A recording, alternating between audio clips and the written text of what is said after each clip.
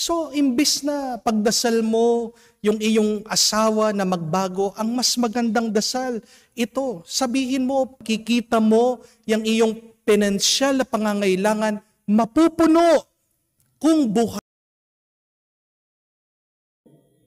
Sumainyo ang Panginoon. At sumainyo rin. Ang mabuting balita ng Panginoon ayon kay San Mateo.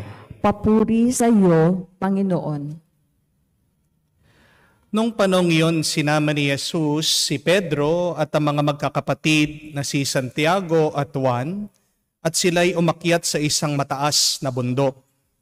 Samantalang sila'y naroroon, nakita nilang nagbagong anyo si Jesus. Nagliwanag na parang araw ang kanyang muka, at puting-puti parang busilak ang kanyang damit.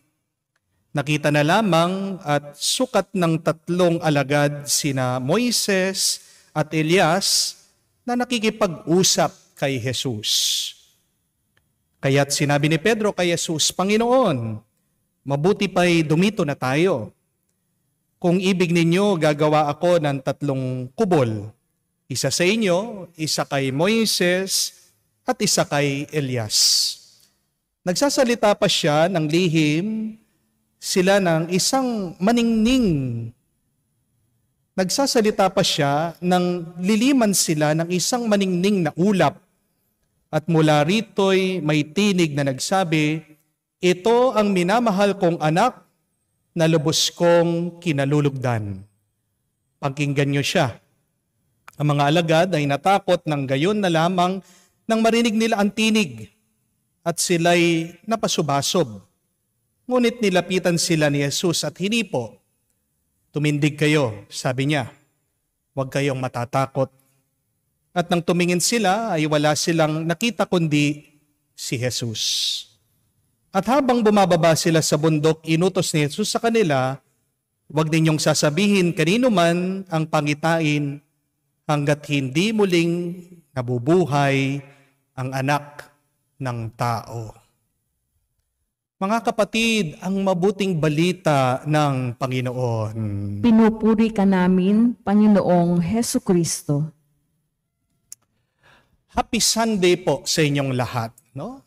Welcome po dito sa ating misa ngayong linggo para sa kapistahan ng pagbabagong anyo ng ating Panginoon o tinatawag nating the Transfiguration of our Lord. Binabati natin ang ating mga kapatid na nasa ibang bansa, ang ating mga masisipag na mga kapatid na OFW. Pinagdarasal po natin ang lahat ng mga kapatid nating may sakit. At hinihingi ko po ang inyong dasal at panalangin para po sa ating mga kapatid din, mga kababayan dito sa Pilipinas na nakabaha pa, mga naghihirap dahil po sa dumaan na bagyo at sa walang tigil na ulan. Maraming salamat po at naway lahat ng mga tumulong at tutulong pa ay palaging basbasan at pagpalain ng Diyos. Nung minsan merong isang kwento tungkol po dito sa mag-asawa na nakatira sa probinsya. First time daw po nila na makapunta sa Maynila. At nakapasok po sila sa isang hotel. Napakaganda po ng hotel. Dahil po from D, medyo hindi po alam kung ano ang elevator. Nakakita po sila ng isang elevator. At pinagmamasdan po na mag-asawa, parang magic po yung elevator. Bakit? Kasi nakita po nila na pag merong pumasok na tao, magsasara po ang pintuan, pagkabukas, iba po yung taong lumalabas.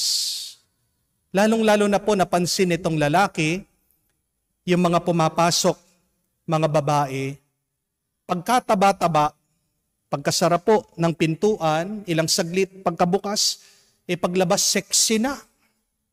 Pinagmamasdan kung ano kaya ang ginagawa nitong pintuan. Meron na naman pong dumating isang babae, medyo kapangitan ng kakaunti.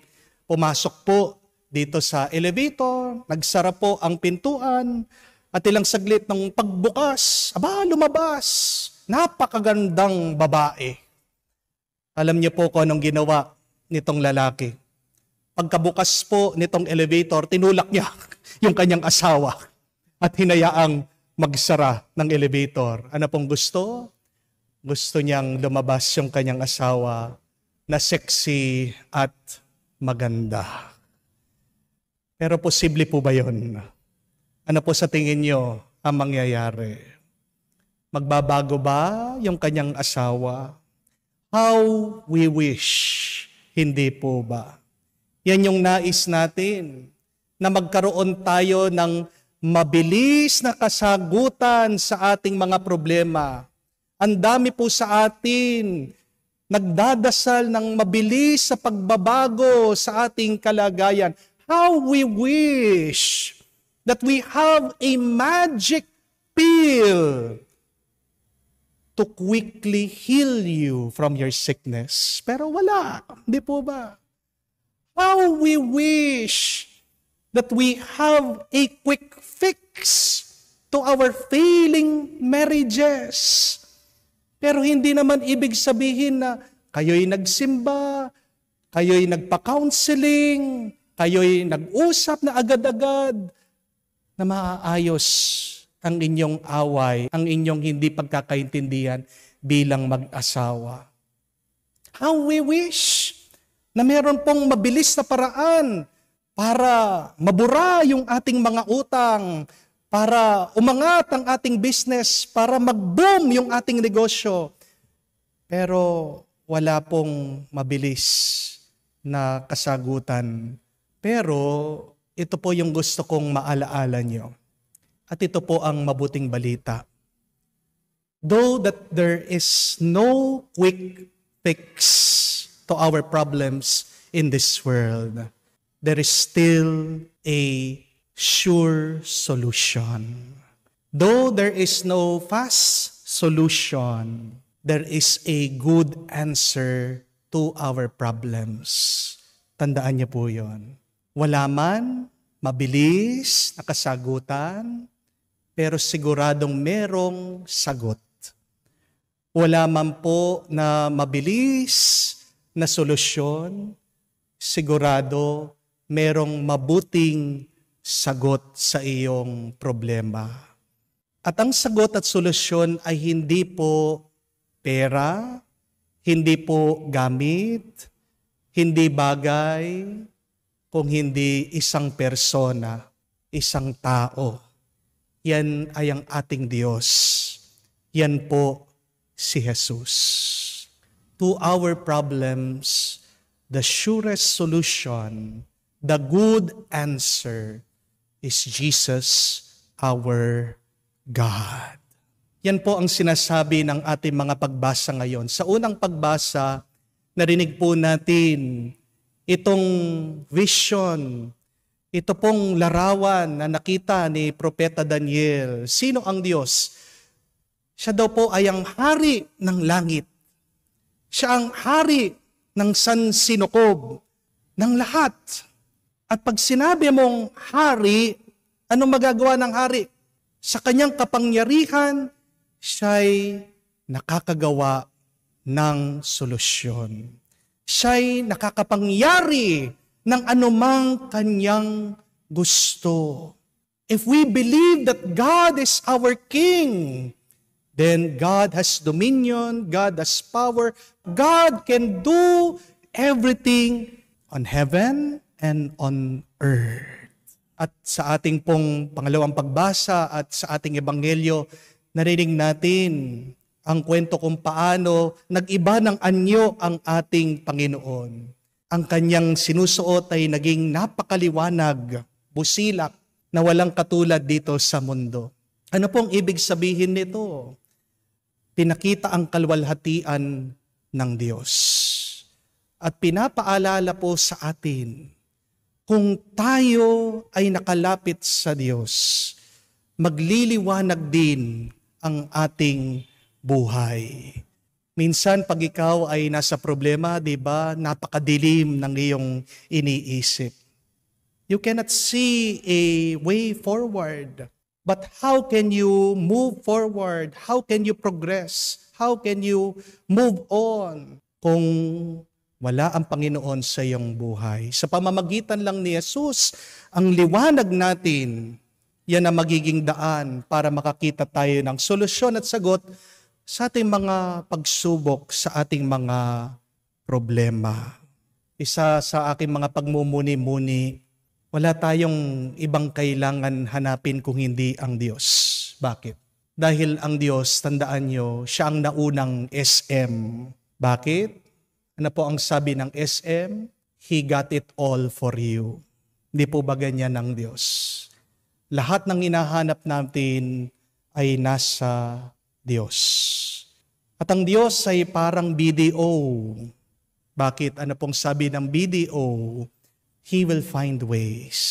Ang Diyos maghahanap ng paraan para sa iyo.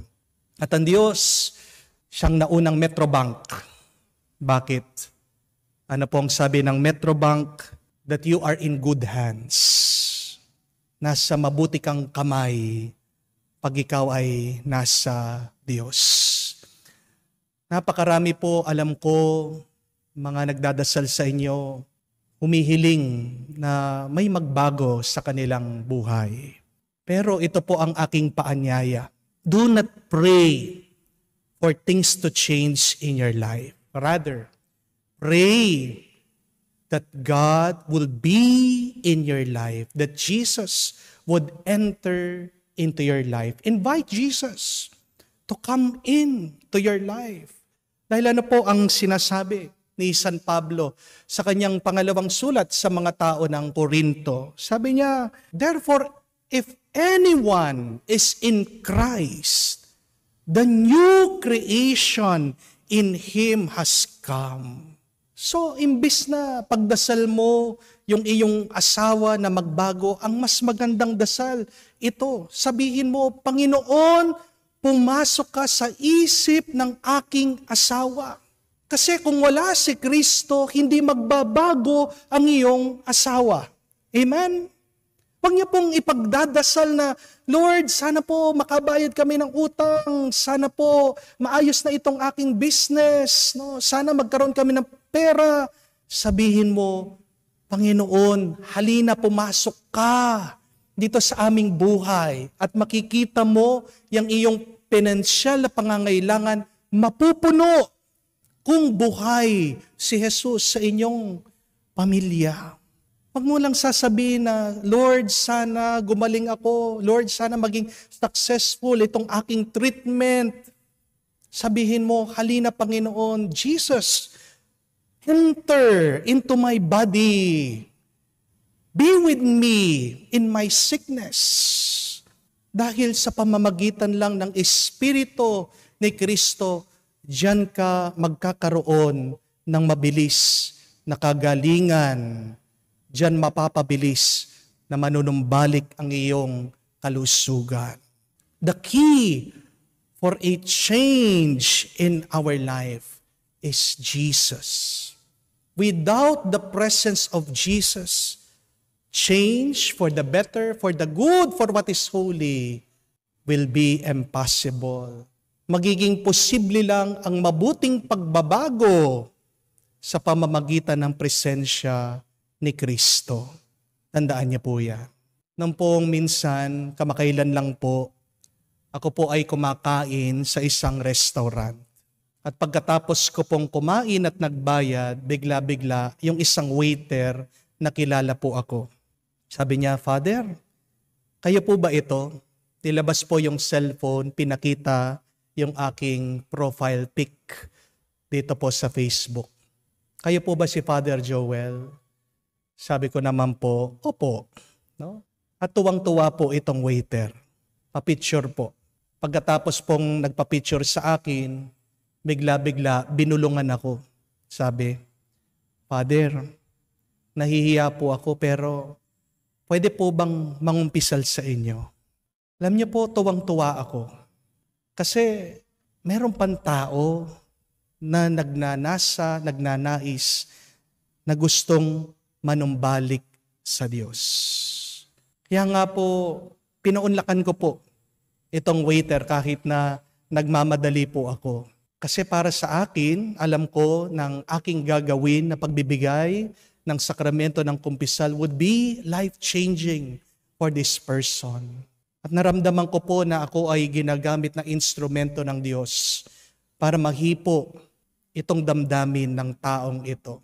Kaya, buti na lang po, wala pong masyadong kumakain doon sa restaurant. Pumunta po kami sa isang tabi, doon po sa isang table, umupo kami at pinakinggan ko yung kanyang mga kasalanan.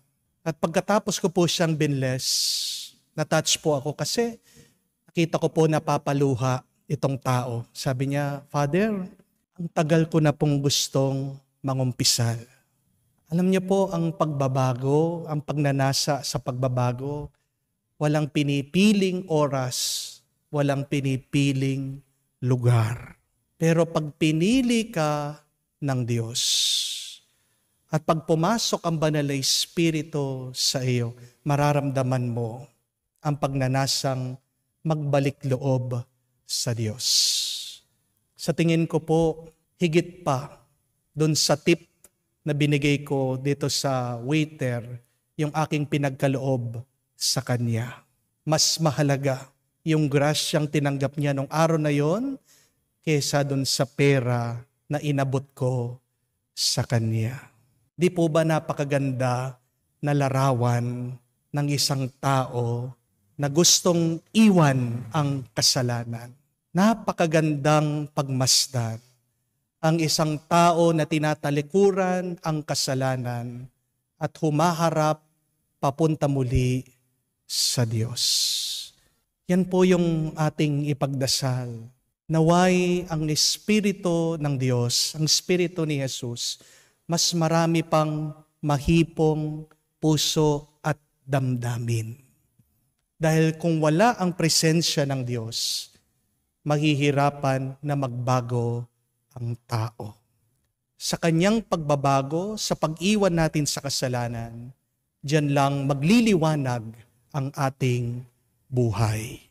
Tandaan natin, anuman ang ating mga paghihirap sa buhay, wala pong mabilis na kasagutan diyan. Walang mabilis na solusyon. Pero may sagot, may solusyon kung mananatili ka sa Diyos at kung papapasukin mo ang Espiritu ng Diyos sa iyong buhay. Yan po ang ating dasal at dalangin. Sabihin natin, halina Panginoon, halina Banal na Espiritu, baguhin mo ang aming puso, baguhin mo ang aming buhay, tulungan mo kami na iwan ang dilim ng kasamaan at manatili sa liwanag ng iyong kabutihan at kabanalan. Dito mapupuno ang lahat ng aming pangangailangan at dito namin mararanasan ang tunay na tuwa at galak. Amen.